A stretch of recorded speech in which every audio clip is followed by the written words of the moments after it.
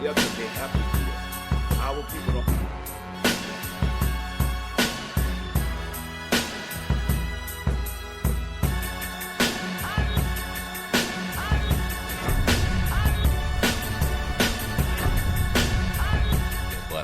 We'll never know. We'll never know. That show and tell, that was a good, man, hell of a, analogy. Facts. Let's finish this off with the R&B conversation, man, because I agreed with Diddy, and I don't know, I heard you saying it, but you said you really didn't agree. I think it was an interview we was doing. You said you didn't really agree that R&B was dead, and you reference a lot of the female R&B singers. Right. But I kind of think that not dead and it can't be like resurrected, but I think just like that classic, and the way Diddy put it was perfect, like the love, like not the R&B's dead, but the love portion of R&B of, the whole pursuit of a woman, and you get to see her across the street, she sees you lock eyes, you send her roses, you send her text messages and all that shit. That's dead. Yeah. Now it's I'm gonna see her at the club, I'm gonna bust her ass, pour some rosé up, and I'm gonna do it over again. Yeah. What's your thoughts on R&B being dead? Nah, man, I agree with everything you're saying. I don't know why it bothered me that Diddy said it and the timing that he said it. Not just fucking bothered me, because I feel like, and I don't have any legitimate proof, it's just my thoughts, that he maybe had a little bit to do with why R&B is dead. Now, he's one of the main reasons why R&B was as hot as it is, and he's one of the main reasons why the integration of hip-hop and R&B became so popular. But even that's different. When 112 got on the hook of Biggie, it sounded different than what we hear right now. Yep. And what I said, I forgot, I may be talking to Royce, what I said about R&B was female R&B is kicking male R&B's ass because males are afraid to be vulnerable to these women on these motherfucking That's real tracks. shit, though.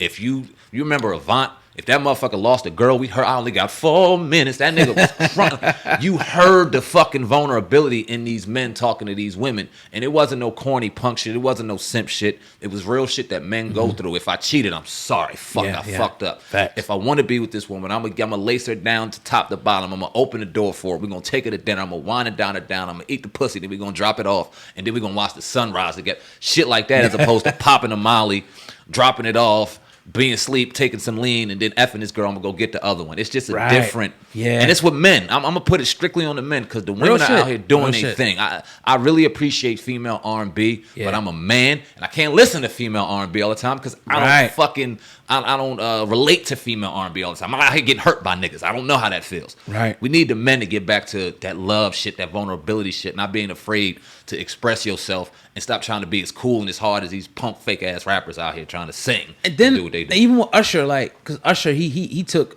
offense to it. But I'm like, nigga, you switched up too. When the last time you dropped an R&B album? Right, you straight pop rock type. Like, yo, where's the confession shit at? Where's Trey Songz, Passion, Pleasure, and Plain, whatever the hell that shit's called? They don't make it no more. Nope. If they do, I haven't heard it. Nope. You know what I mean? So, next conversation, piggybacking off of that, who would you say? Would you say that Usher is the king of R&B? I think somebody bestowed that title upon him, and he accepted it proudly. Usher's the king of R&B, but let me go ahead and say this. In 2022, what the fuck does that mean? Yes, yeah.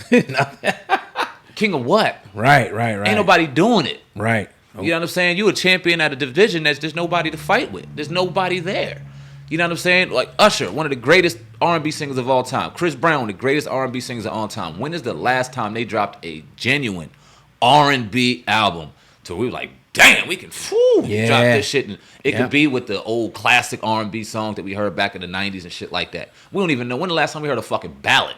You know what I'm saying? Songs ain't even 4 minutes no more. They're 2.5 minutes. And they get the fuck up out of Dodge. That's weird. It's like, okay, cool, Usher, you the king of R&B. No, bring R&B back. Yeah. Bring R&B back. I was listening to 8701, the old joint, Confessions album, the old joint.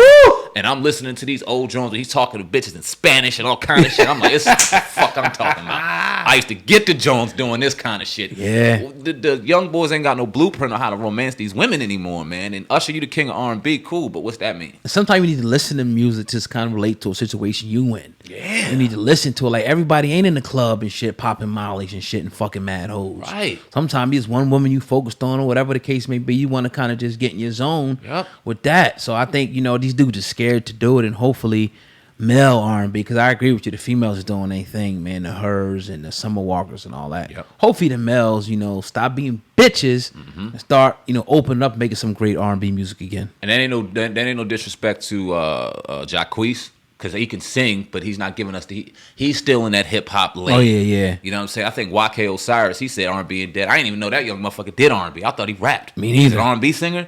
We gotta draw that line, man. Again, Everybody is with AutoTune, so I could be an R&B singer.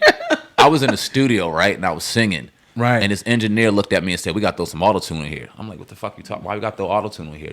The vocals are fine, the levels are fine. Why do I have to throw that robotic shit on top of it? Because that's the way to go nowadays."